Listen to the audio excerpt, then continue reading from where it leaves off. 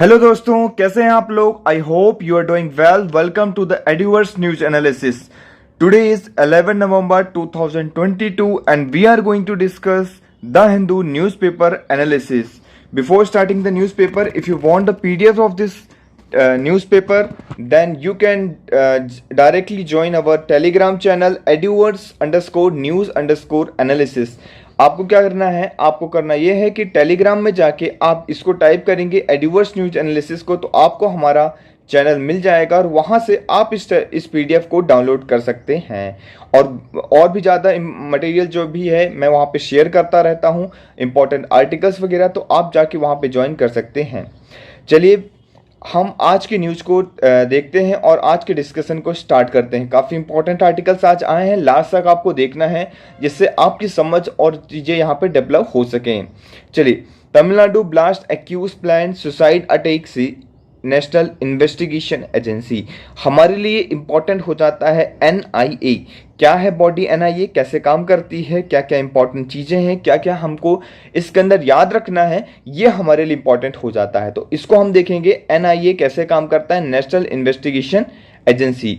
8 Indian worker fear dead in Maldives. तो मालदीव्स हमारे लिए इंपॉर्टेंट हो जाता है, तो ये हम न्यूज़ जो है कवर करेंगे और इससे रिलेटेड हम जो है मालदीव्स की लोकेशन को देखेंगे. क्या है लोकेशन है मालदीव्स की और क्या इंपॉर्टेंट रोल प्ले करता है हमारे इंडिया के लिए और हमारे एग्जाम के लिए. ओके, चलिए सबसे पहले एनआईए के बारे में हम पढ़ते हैं. नेशनल इन्वेस्टिगेटिव एजेंसी नाम है, फुल फॉर्म याद रखना है आपको, national investigative agency. Clear. National Investigate Agency was created by an act of parliament in India in 2008. इसको 2008 में एक्ट के थ्रू बनाया गया है. याद रखिएगा एनआईए कब बना है. एनआईए का इस्टेब्लिशमेंट हुआ है 2008 के अंदर. ये इंपॉर्टेंट हो जाता है आप लोगों के लिए. It was created after the Mumbai terror attack. Mumbai के अंदर टेरर अटैक होता है, आप सभी लोगों को पता ही होगा इसके बारे में कि मुंबई के अंदर किस तरीके से अटैक वगैरह हुआ था. उसी के बाद इसको संगठित किया जाता है नेशनल इन्वेस्टिगेशन एजेंसी को, और प्रोविजन लेके आया जाता है the taking of the particular cases under the particular act for the investigation prosecution. It may be believe to strive the duty that state. However, it can't be definitely the agency is unconstitutional. It was not an agency to deal with the offense under all the laws. The agency only deals with the 8 laws mentioned the below. Question आपसे आएगा, क्या आएगा, prelims के अंदर question आएगा कि NIA जो है किन किन मैटरों को डील करता है. फिर ऑप्शन दे देगा क्या ये सारे मैटर्स को डील करता है, ये सारी चीज़ों को डील करता है. आपको लगेगा हाँ नेशनल इन्वेस्टिगेशन एजेंसी है तो लगभग इन्वेस्टिगेशन के सारे मामलों को डील करता होगा.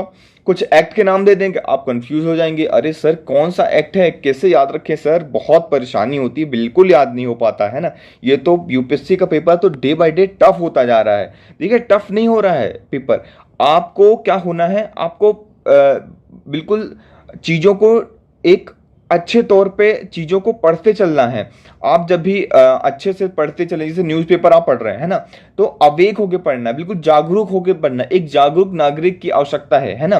तो एक जागरूक देख रहे हैं तो आपको क्या करना है, उसके बैकग्राउंड को भी पढ़ना है. आपने पढ़ लिया कि एनआईए तो होता है, चलिए एनआईए के बारे में पढ़ लिया, लेकिन उसका बैकग्राउंड नहीं पढ़ा है ना, तो फिर वो इंपॉर्टेंट छूट जाएगा आपसे. इसलिए यहाँ पे मैं आपके लिए इंपॉर्टेंट चीज़ें लेके आया हूँ. एनआईए कौन कौन से मैटर्स को डील करता है, याद रखिए. द एटॉमिक एनर्जी एक्ट 1962 पहला पॉइंट. मैंने बताया टोटल 8 लॉस हैं, जिन 8 लॉस के अंदर कुछ भी होता है तो एनआईए इस मैटर को देखेगा. क्लियर हो गया पॉइंट, ये आपको याद रखना है. ओके, चलिए देख लेते हैं अपन. Atomic energy act 1962, unlawful activity prevention act 1967. UAPA जो है अनलॉफुल एक्टिविटीज अगर हो रहा है तो उसमें 1967 के अंदर ये एक्ट जो है इससे डील करता है. एटॉमिक एनर्जी एक्ट 1962 ये याद रखना, ये दोनों याद रखिए. The unlawful activities prevention act 1967. The anti hijack act 1982. Anti hijack act भी इसके अंदर कवर होता है. Okay. The suppression of unlawful act against the safety of civil aviation act 1982 भी इसके अंदर आता है. तो suppression of unlawful act safety of civilian act याद रखना है 1982 का। देखिए 1962 के एक्ट, 1967, 1982, 2008 में बॉडी बनी, लेकिन एक्ट जो बहुत पहले बन गए थे वो सब इसके अंदर बाद में डाल दिए गए। SAARC convention, SAARC, SAARC convention suppression of terrorism act 1993 में जो आया था वो भी इसके अंदर कवर होता है। Okay, suppression of unlawful act against safety of maritime navigation and fix platform on the continental shelf act 2002 भी इसके अंदर कवर होता है। फिर अगला एक कौन सा है, वेपन ऑफ मास डिस्ट्रक्शन जो एक्ट है, डिलीवरी सिस्टम एक्ट 2005 का, वो भी इसके अंदर कवर होता है। क्लियर हो गया। Offence under chapter 6 of the Indian penal code IPC के अंदर जो सेक्शन 498A है और 489E दोनों इसके अंदर इंक्लूड रहते हैं इंडियन पेनल कोड के। तो ये आपको पॉइंट्स कुछ याद रखने हैं।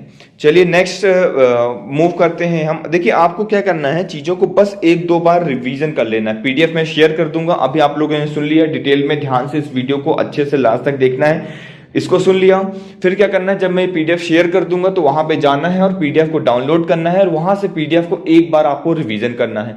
वीक के एंड में, जैसे आप संडे आता है तो संडे को कम आर्टिकल रहते हैं, सारी चीजें नहीं रहती, तो हफ्ते भर के सारे PDF को डाउनलोड करके रखना है और सबको एक बार रिवीजन करना है, गो थ्रू करना है। फिर महीने के एंड में इस तरीके से फिर से यही चीज को करना है। एक महीने की सारी PDF को एक दिन बैठ के रिवाइज करना है, बस रिवीजन करना है। अगर आपने इतना कर लिया, मैं गारंटी दे सकता हूं कोई भी करंट अफेयर का क्वेश्चन आपसे छूट के नहीं जाने वाला है। ये तो फैक्ट है ना, ये तय है कि कोई भी करंट अफेयर का क्वेश्चन आपसे छूट के नहीं जाएगा अगर आपने ये 3 चीजें कर ली तो। क्लियर। अब ये हम मैप देख लेते हैं। ये देखिए मालदीव का मैप है ना। इंडिया, ये हमारा प्यारा भारत है। इंडिया से जैसे इंडिया के पैर के पास थोड़ा सा नीचे लक्षद्वीप आइलैंड्स है, उसके पास में यहाँ पे मालदीव आइलैंड है, मालदीव देश है। अब इसको डिटेल में देखते हैं। मेल करके इसकी लोकेशन है ना, कैपिटल है, ये आप याद रख सकते हैं। कुछ आइलैंड्स के नाम हैं, है ना। तो ये island atoll atoll atoll atoll, आप देख लिए अटोल अटोल नाम से आपको हर आइलैंड यहाँ पे दिख रहा होगा।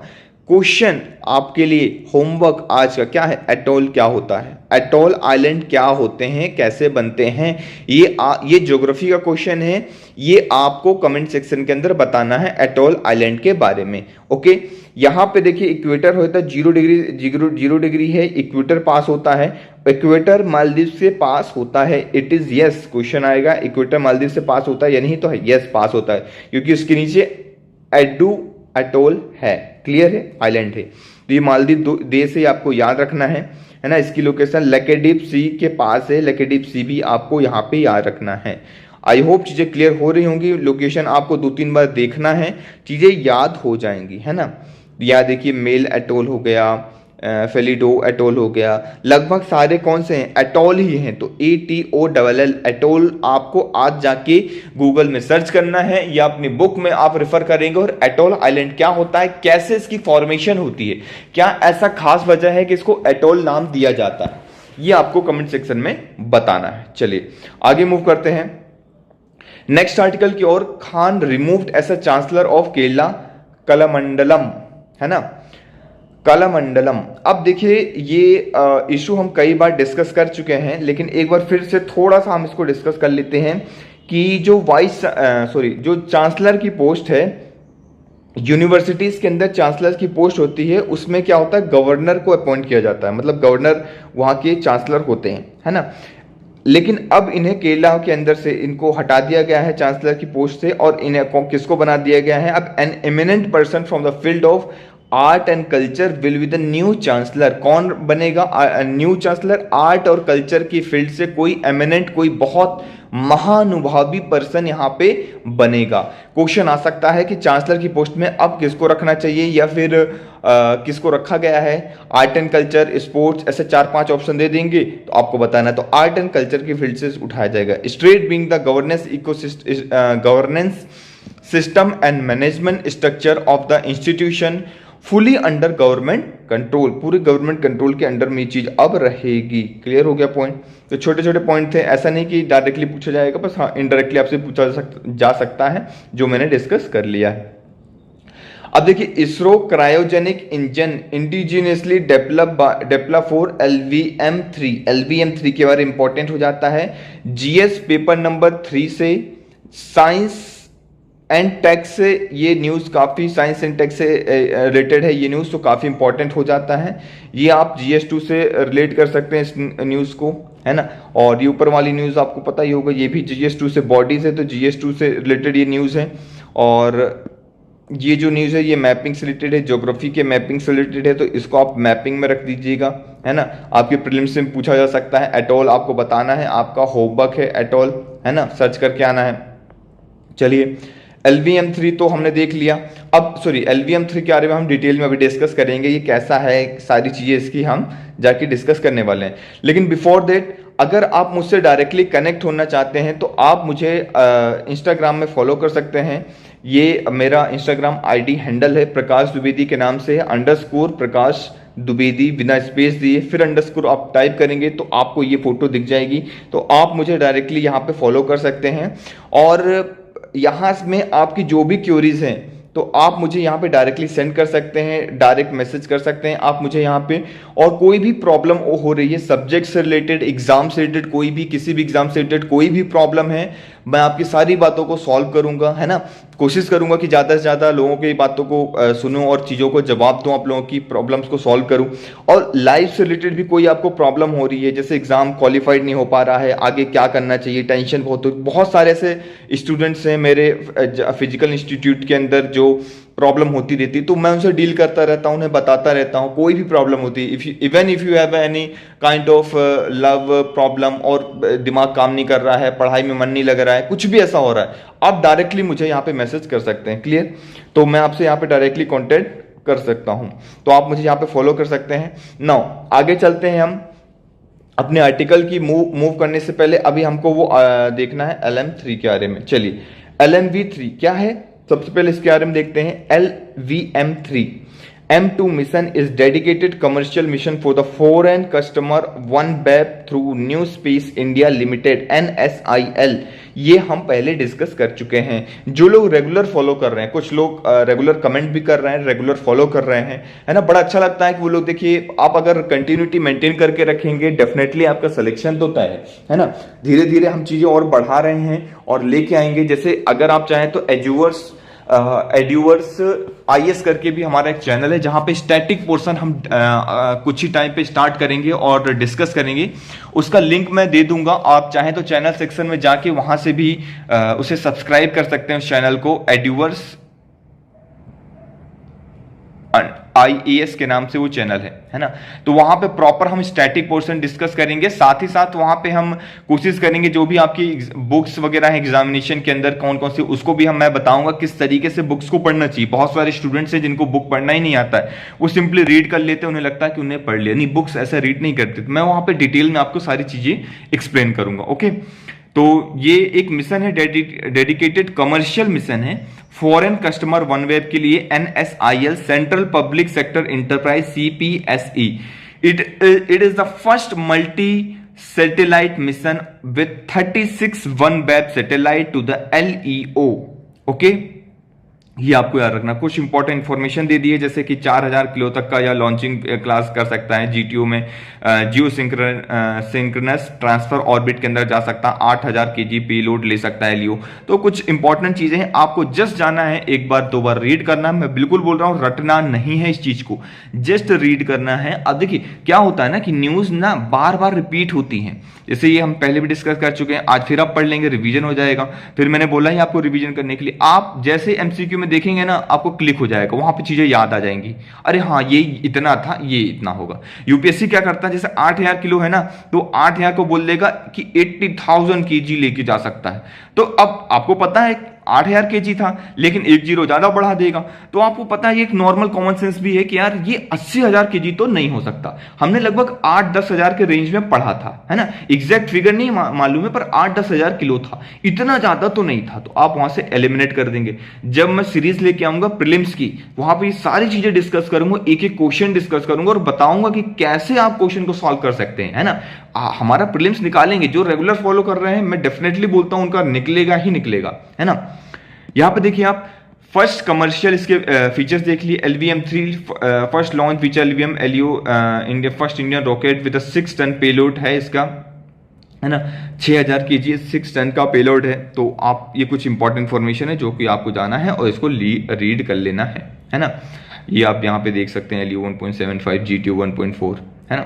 और इसके ऊपर एक PYQ भी हमने लेके आए हैं, तो वो भी मैं आप लोगों से डिस्कस कर लेता हूं पहले। चलिए उसके पहले हम क्या करते हैं कि एडिटोरियल को डिस्कस कर लेते हैं। देखिए अनलॉन्डेड ट्रुथ ये इंपॉर्टेंट नहीं है आप लोगों के लिए। पॉलिटिक्स एक तरीके डिस्कस की गई है कि यार किसको क्या सारी चीजें, इस तरीके से अपोजिशन ने क्या किया, इसने चीटिंग किया, ये तो वो इंपॉर्टेंट नहीं है। हमारे लिए क्या इंपॉर्टेंट है, हमारे लिए ये article the way out of Kerala's vulnerability, ये बहुत ज्यादा इंपॉर्टेंट है। ये बहुत ही टेक्निकल आर्टिकल है, मतलब इन्होंने जो लिखा है एक तरीके से बहुत ही, अगर इकोनॉमिक्स आप लोगों की अच्छी है, बहुत अच्छी, तभी आप इस आर्टिकल को प्रॉपर पूरा पढ़ेंगे और तभी ये आर्टिकल आपको समझ में आने वाला है। अदरवाइज ये आर्टिकल थोड़ा सा आपको टफ पड़ेगा, लेकिन मैं आपको बहुत ही इजीली शब्दों में, बहुत ही सिंपल शब्दों में इस आर्टिकल को समझाऊंगा, है ना। तो इसको घबराने की आवश्यकता नहीं है आपको, है ना। इसके पहले हम ये एक छोटा सा आर्टिकल है जिसको देख लेते हैं। ये न्यूज मैंने कल कवर की थी। कल क्या हुआ था कि गवर्नमेंट ने, सेंट्रल गवर्नमेंट ने क्या बोला था, सभी टेलीकॉम को, जितने भी मीडियास हैं और जो भी न्यूज चैनल्स हैं, उनको बोला था कि 30 मिनट तक आपको सोशल इशू के ऊपर जो है टेलीकास्ट करना है चीजों को, है ना। जैसे कुछ थीम बताई थी, 8 थीम थी कुछ मैंने बताई थी, आपको याद रखना है कौन कौन सी। क्वेश्चन के अंदर ऑप्शन बन के ये 8 के 8 थीम आपसे पूछा जा सकता है। चलिए बताइए कौन कौन सी थीम है। चलिए मैं बता देता हूं। स्प्रेड ऑफ लिटरेसी, है ना, एजुकेशन को बढ़ाने के लिए, agriculture and rural development, health and family welfare, science and technology, welfare of women, weaker section of society, protection of environment, cultural heritage and national integration से रिलेटेड ये सारी की सारी थीम आपको याद रखनी है। दोबारा देखिए, 2 बार रिवीजन हो गया, कल भी हमने देख लिया, है ना, 1 बार हो गया, आज भी देख लिया थीम्स को, दूसरी बार हो गया। आप 1-2 बार रीड कर लेंगे, फिर आप फिर से रिवीजन करेंगे। ये आप लोग तो बिल्कुल अच्छे स्टूडेंट्स हैं, आप लोग करते ही हैं रिवीजन।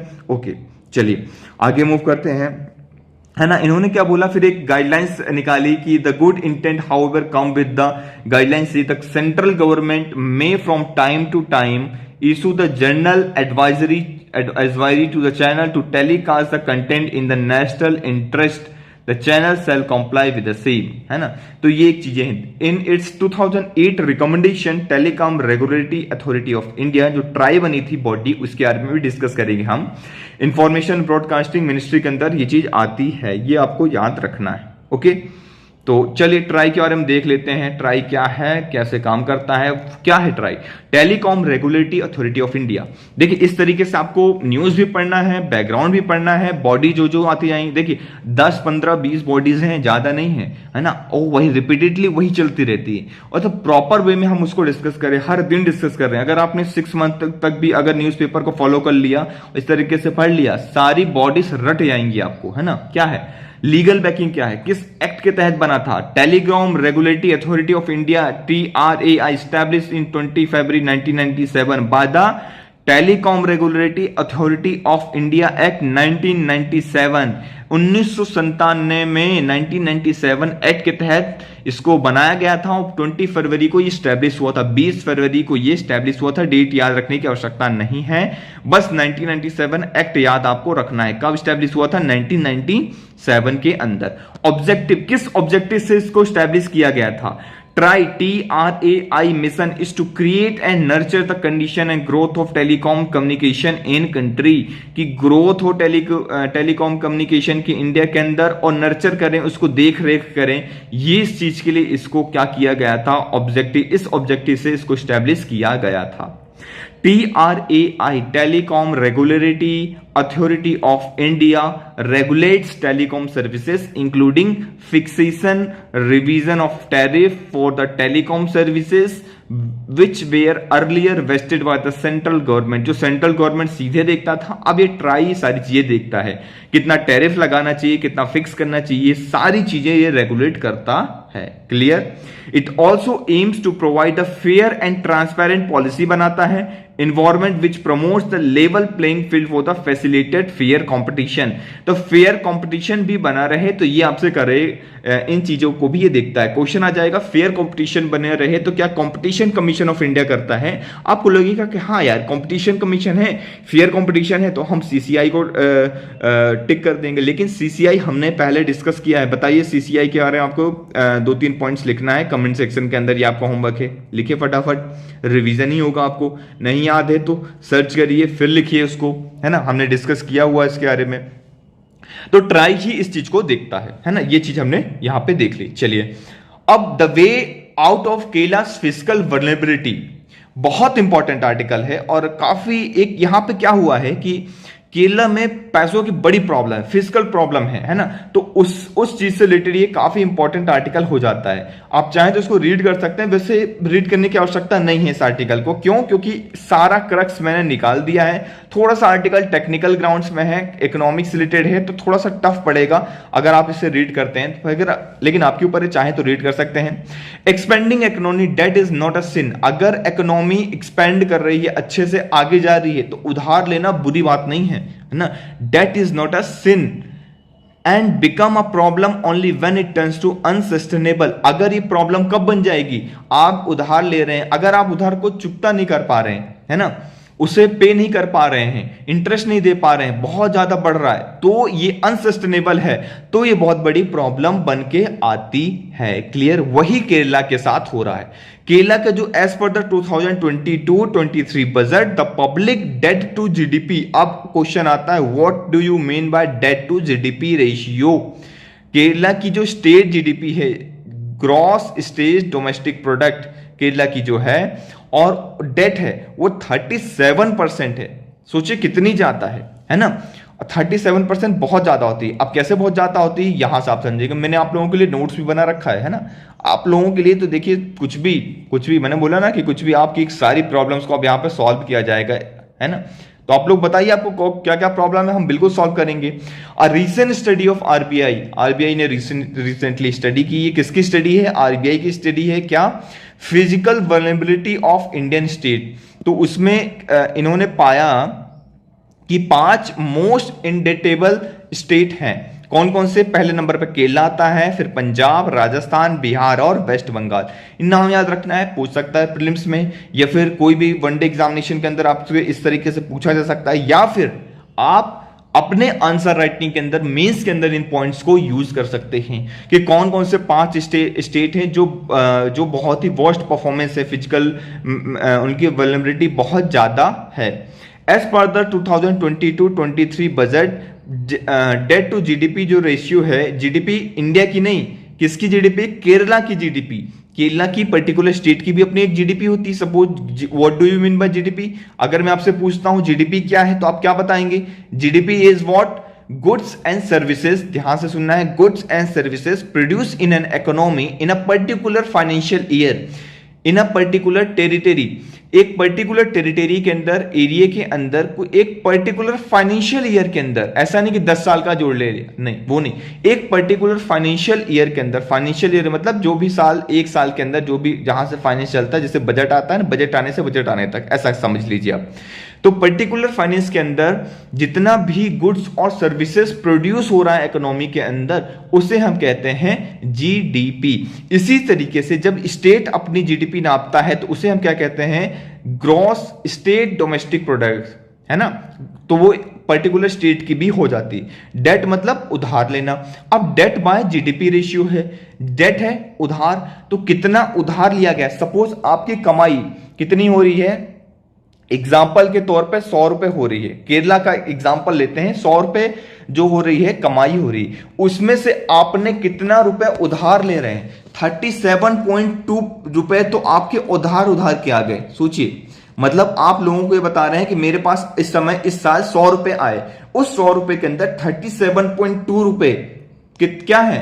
37.2 रुपए क्या है? उधार के हैं।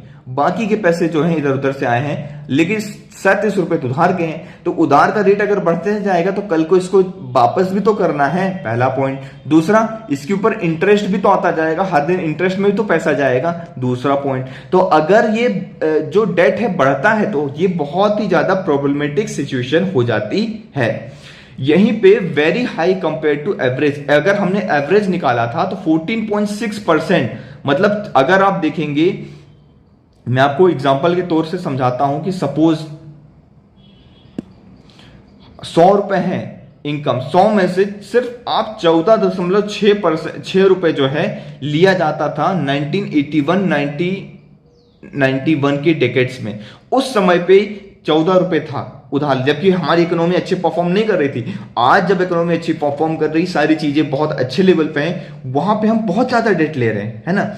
As per the 14th finance commission की रिपोर्ट के अनुसार 14th फाइनेंस कमीशन ने एक रिपोर्ट तैयार करी और उस रिपोर्ट के अंदर बताया, एक फिक्स किया कि अपर लिमिट मैक्सिमम आप 25 रुपए तक ले सकते हैं, है ना। 25 रुपए मतलब एक 100 रुपए से हम कंपेयर कर रहे हैं, इसलिए मैं आपको 25 रुपए बोल रहा हूं। 25% उन्होंने बोला कि आपने की अगर इनकम 100 रुपीज है तो आप उसमें से 1/4 मतलब 25% मतलब 25 रुपीज ले सकते हैं, ऐसा लोन, ऐसा डेट हो सकता है।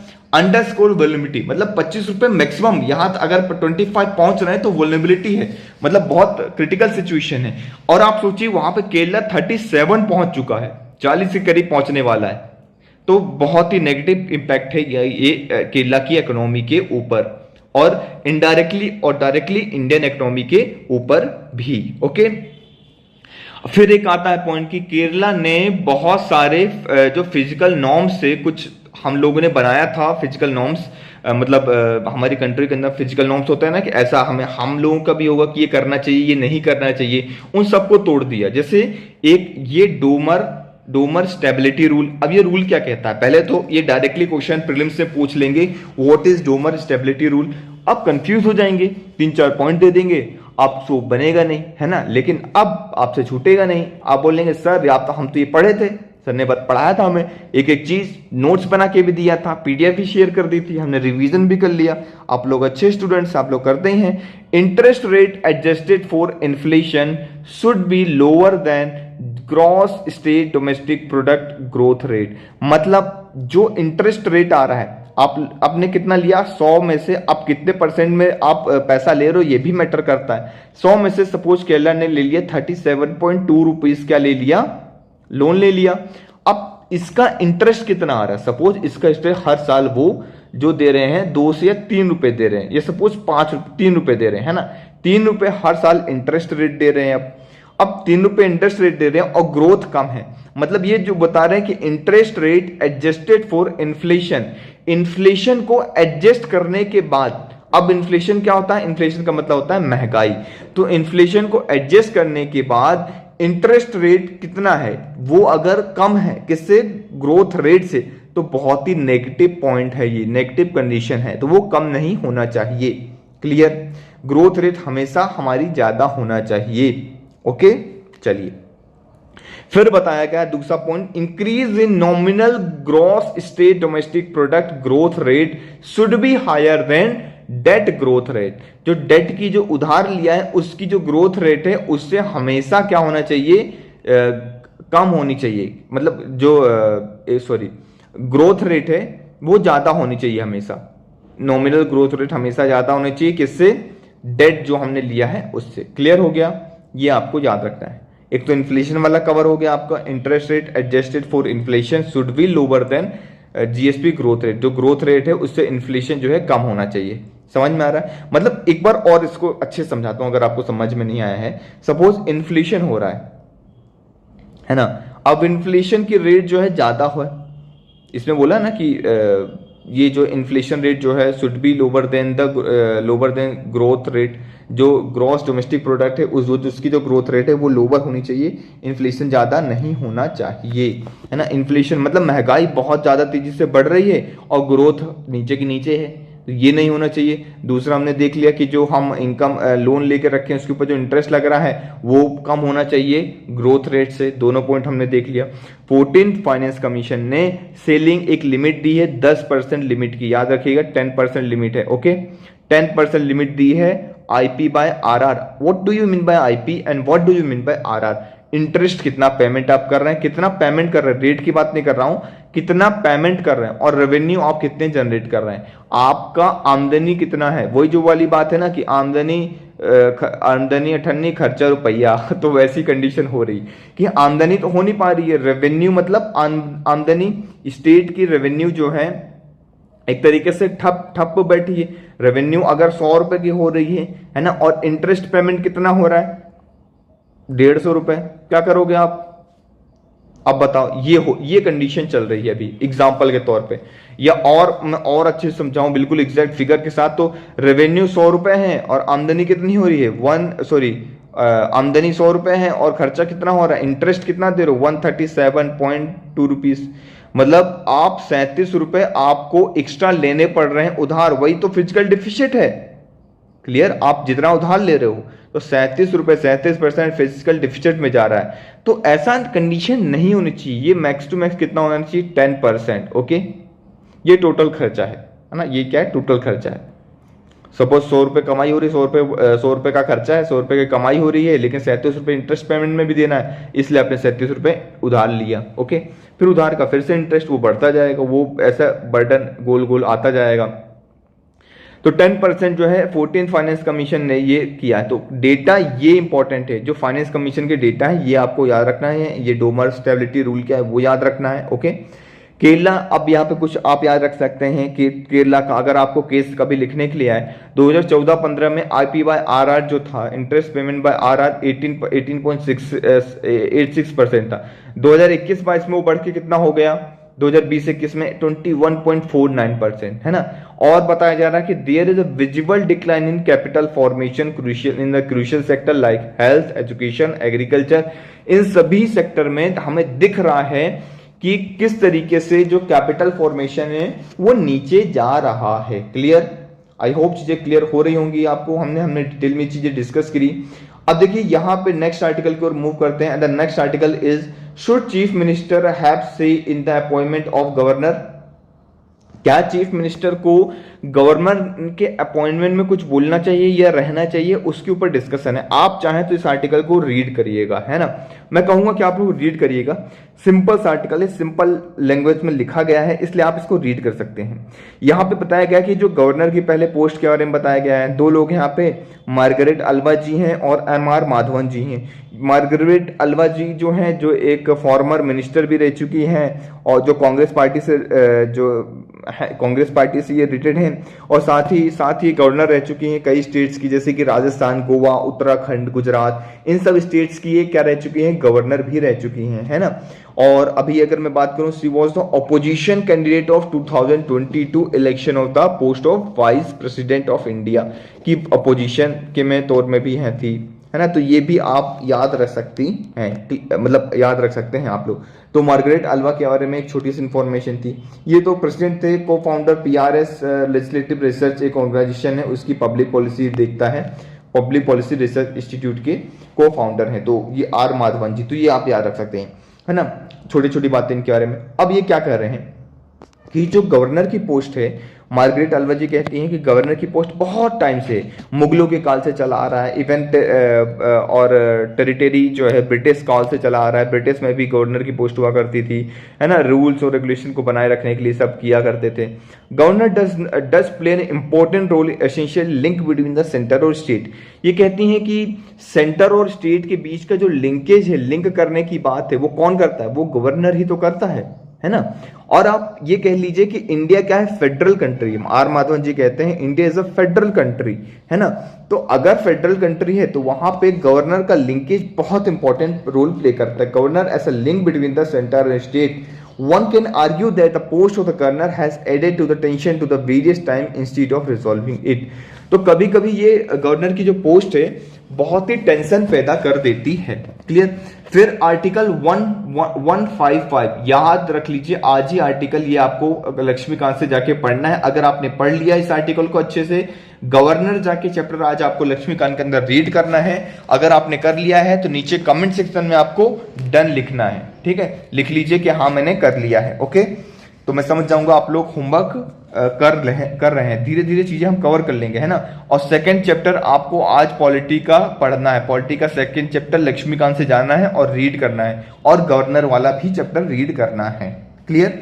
Article 155 of the constitution, governor is appointed by the president but the Sarkaria commission setup in 1983। Sarkaria commission कब आया था? 1983 के अंदर। ओके, और ये बताता है कि सेंटर और स्टेट के रिलेशनशिप के ऊपर इसने कई सारी चीजें बताई थी। इसने बताया कि chief minister should be consulted before appointing the governor for proper working of the parliamentary system. तो प्रॉपर वर्किंग करे, सिस्टम चले, प्रॉपर गवर्नमेंट रूल करे, सारी चीजें बने, उसके लिए चीफ मिनिस्टर का कंसल्टेशन बहुत जरूरी है। गवर्नर की पोस्ट के लिए, गवर्नर पोस्ट अगर अपॉइंट करते हैं तो उसके लिए जरूरी है। ये किसकी रिपोर्ट में चीज बताई गई है? सरकारीय कमीशन की रिपोर्ट, जो कि 1983 में आई थी। लिखना है, जब आंसर में लिखेंगे आप तो सरकारीय कमीशन 1983 आप लिखेंगे और इस तरीके से पुट कर देंगे। क्लियर। आई होप चीजें क्लियर हो रही होंगी आपको, है ना। चलिए फिर कुछ और पॉइंट बता, किन लोगों ने बोला कि ये आप रीड करिए कि द फर्स्ट एआरसी रिपोर्ट आपने को पता ही है, first administrative reform commission ARC report submit होती है 1969 में।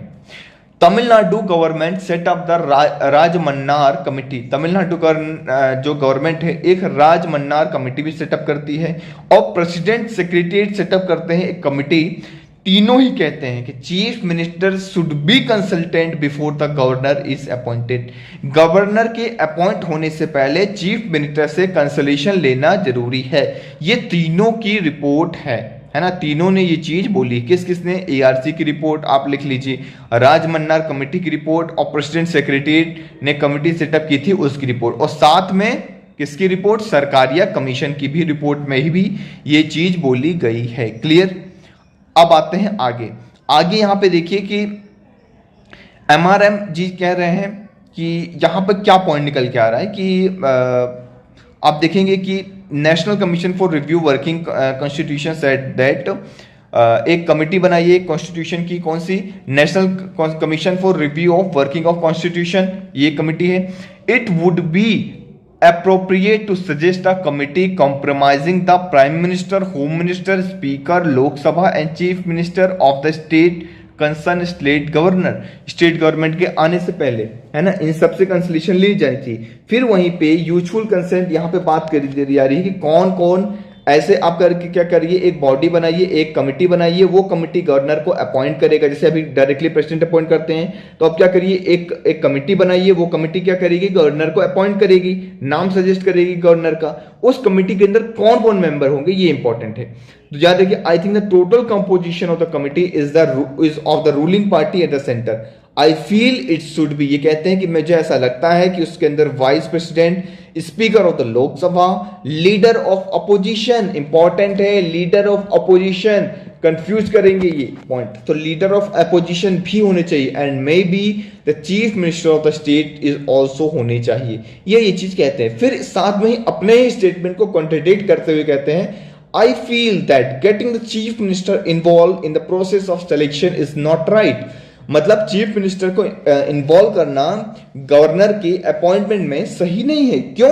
क्योंकि the governor can not be made to feel that chief minister was the one who those responsible for his selection, कि chief minister जो है उनके सिलेक्शन के लिए, उनके अपॉइंटमेंट के लिए रेस्पॉन्सिबल है। ऐसा नहीं होना चाहिए, क्योंकि गवर्नर कुछ डिस्क्रिशनरी पावर भी रहती है, कुछ अलग से डिसीजन भी लेता है, जैसे कि प्रेसिडेंट रूल लगाना। आर्टिकल, कौन सा आर्टिकल है बताइए? आर्टिकल 356 के तहत जब प्रेसिडेंट रूल लगता है तो वहां पे गवर्नर जाके प्रेसिडेंट को बोलता है, जैसे बिल का पास होना, बिल में कंसेंट साइन करना, ये बहुत सारी ऐसी डिस्क्रिशनरी पावर होती हैं, तो वो भी करता है, तो वो हैम्पर ना हो इसलिए चीफ मिनिस्टर को इन्वॉल्व नहीं करना चाहिए। तो हमने दोनों पॉइंट देख लिए, प्रॉस एंड कॉन्स, क्यों इंपॉइंट करना चाहिए, क्यों नहीं, क्यों करना चाहिए, क्योंकि एक स्मूथ फंक्शनिंग रहे दोनों में, चीफ मिनिस्टर और गवर्नर में एक तालमेल बना रहे, जिसकी वजह से मतलब स्टेट का बढ़ती बने, स्टेट बढ़े आगे, है ना। तो इसलिए हम ये चीज डिस्कस कर रहे हैं, सारी चीजें हमने डिस्कस कर ली, सारे प्लस पॉइंट सारे नेगेटिव पॉइंट हमने दोनों चीज के अंदर डिस्कस कर ली है। अब डिस्कस करेंगे रशिया विड्रॉल फ्रॉम खेरसन। ये आर्टिकल को जस्ट जाना है आपको और रीड करना है, मैंने हाईलाइट कर दिए सारे इंपॉर्टेंट पॉइंट्स, है ना, क्या क्या इंपॉर्टेंट पॉइंट्स हैं। डायरेक्टली क्वेश्चन नहीं आएगा इसके ऊपर, बट हाँ मैपिंग का क्वेश्चन इससे पूछा जा सकता है। तो आप मैपिंग इसमें देख लीजिए कहाँ कहाँ, यहाँ से ये एक रीजन है, ओब्लास्ट का रीजन है, तो यहाँ से क्या है रशिया ने विड्रॉ किया है इस रीजन के ऊपर से। आप देखिए ये रीजन जो बना हुआ, मैं ब्लू पेन से करके दिखा देता हूँ आपको, है ना, ये देखिए ब्लू पेन, यहां से विड्रॉ किया है ना। तो आपको याद रखना है कौन सी river, Dnieper river, Dnieper, D silent होता है, बस अपने को प्रोनाउंसिएशन याद रखना है ना, अपने को तो याद रखना है। तो डी निप्रो रिवर है, यहाँ पे रिवर ऐसे ऐसे ऐसे ऐसे फ्लो करती है, ये जाती है फिर जाके इसमें मिल जाती है। बाजू में कौन है, ब्लैक सी है, ब्लैक सी भी कनेक्ट करता है, ये याद रखना है। ऊपर यूक्रेन तो है ही है, यूक्रेन का पार्ट है ये, है ना।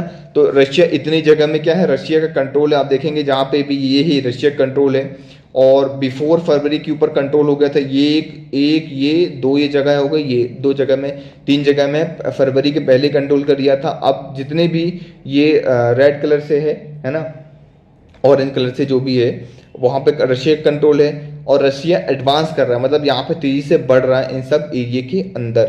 तो और ये जो सिटीज है, मेजर सिटीज है, इन सब सिटीज के अंदर रशिया का कंट्रोल अभी हो चुका है, ठीक है, ये आपको याद रखना है ना। तो ये सब छोटी छोटी चीजें हैं जो आप याद रख सकते हैं।